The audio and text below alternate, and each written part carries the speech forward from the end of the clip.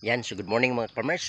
Welcome back to my channel, Search at the Farmer, ang guro magsasaka ng Sibungas, Cebu, Philippines.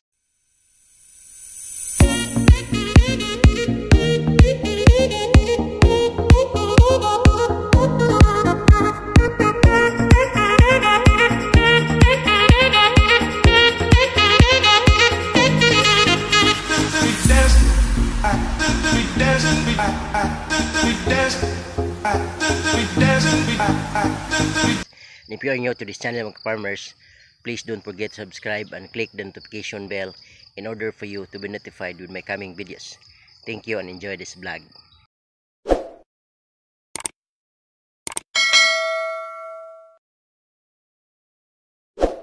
Yan, so for today's vlog mga farmers ay ibabahagi ko po sa inyo yung update ng aking Mestiza F1 at Green Admiral na ampalaya. Okay? So ngayon mga farmers ay titingnan natin kung ano na ang pagmumukha ng ating ampalaya after 8 days, no? Mga farmers. At yan po ay ipapakita ko ngayon. Ngunit bago po ang lahat mga farmers, shout out muna sa ating mga tagapagsubaybay all throughout Luzon, Visayas and Mindanao. Most especially to my ampalaya farming mentors, no? Shout out agaw Jopel Farmer, anak ni Matoy. At the same time, shout out agaw Pino Yanggorin Kaminadi aka Pinos Vlog. Okay, shout out nga gaw.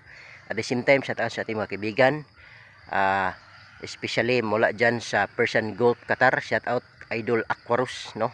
Maraming salamat sa laging suporta Idol. At the same time, lakas ng Negros TV, shout out. And of course, Salvador Farmers ng Antique, shout out din. At the same time, shout out Bicolanong taga Bukid, shout out mga Idol. At the same time, shout out Jojo the Farmer from Barangay San Antonio, Southern Leyte, shout out Idol. At the same time, Bumbirong Farmer, ka-farmer pilot, shout out nga Idol. At the same time, Boss Ayan Vlog ng Kagay, Sibungas, Cebu, shout out Boss.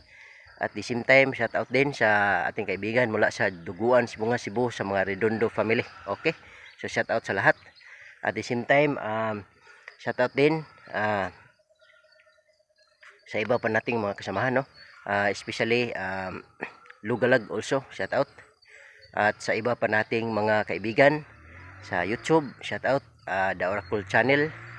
At the same time kay Chubaki Vlogs, Lisil Fajardo. At the same time kay Nanay Iska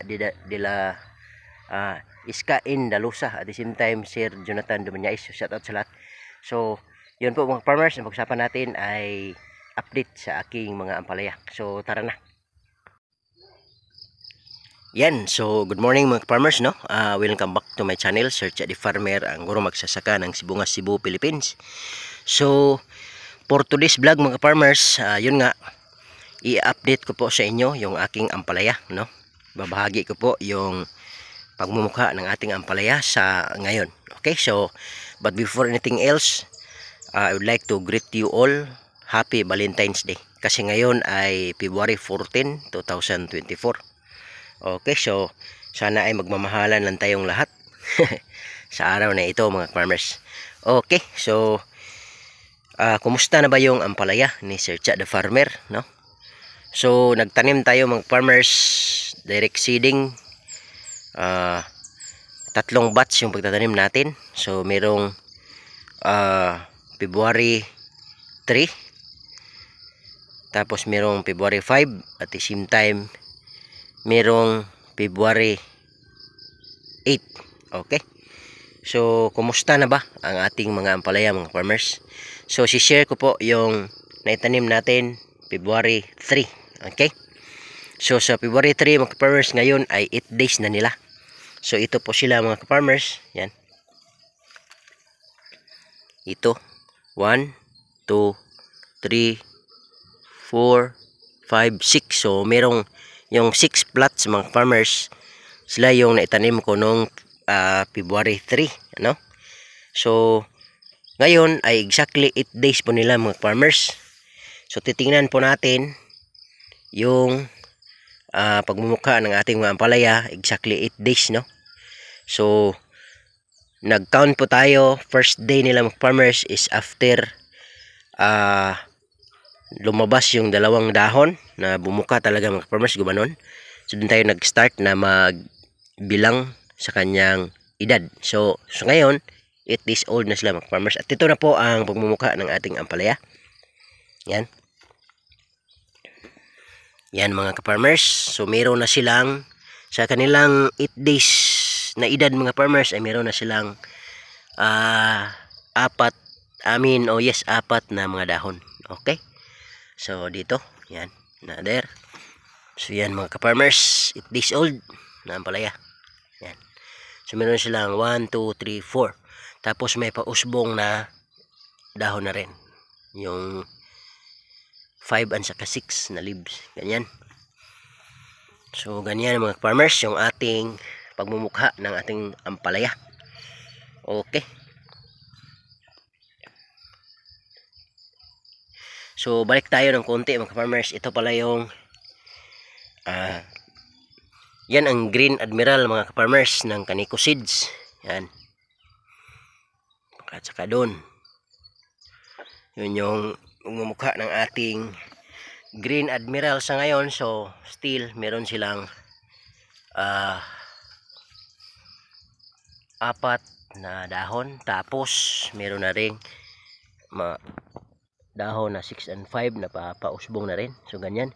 So napapansin ko dito mga farmers yung Green Admiral ay medyo maliit yung hindi masyadong malapad yung dahon kumpara dito sa mga ka-farmers dito sa Mestiza. So ito yung Mestiza mga ka-farmers. Dito tayo, Mestiza yan.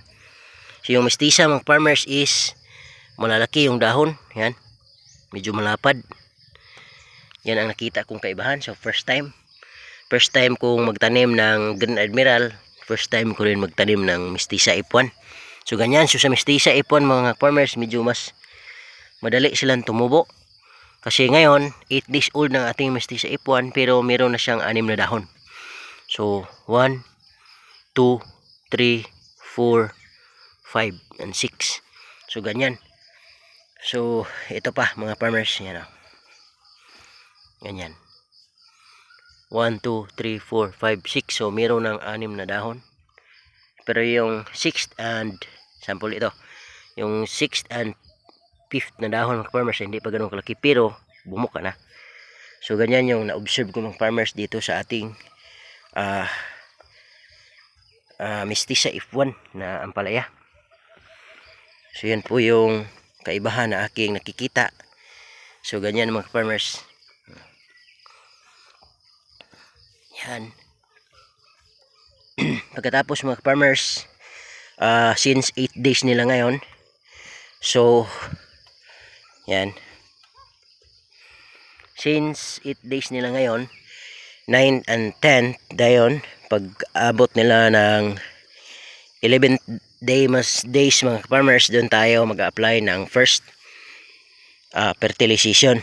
Okay, so don't worry, ibabahagi ko rin yung ating fertilization guide mga farmers na i-practice natin doon sa ating first ampalaya project. So application kasi ito mga farmers, mga experience natin with the guidance of our mentors, no? So yan, if you can observe mga farmers, Mestiza F1 pa rin. So 1, 2, 3, 4. Tapos meron pang 5 and 6, no, lalabas. Malalaki nga yung dahon ng Mestiza mga farmers kumpara doon sa Green Admiral. Okay, so ganyan.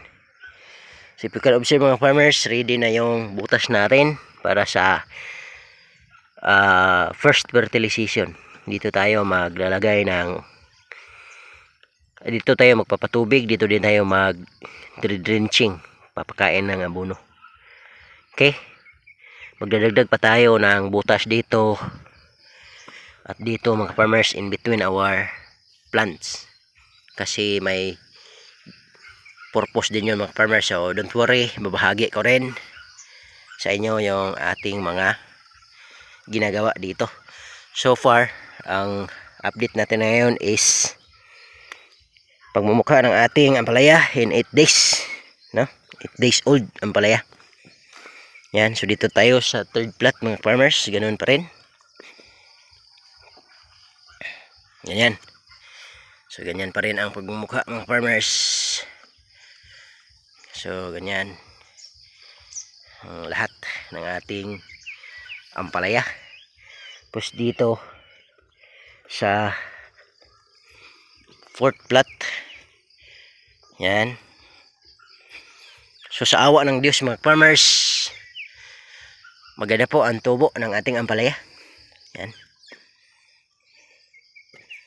Dito mga farmers, ito ika 300 at 232, pang 232 na ampalaya. Yan. Mestiza F1 mga farmers. Yan. So 8 days old. Ganyan. Hanggang doon. Tapos fifth, yung pang-5 plat mga farmers. So ganyan. Yan pa rin. Apat na yan. Ganyan. Tapos yung pang-6, ito mga farmers, update ng ating mestiza F1 ng palaya. So pang-6, yan, pang-6 na plat. So 8 days old pa rin. Tapos doon, ano pa yan, 7 days old hanggang doon sa 1, 2, 3, 7 days old. Tapos yung nasa dalawang plat sa pinakahuli, ano pa yun,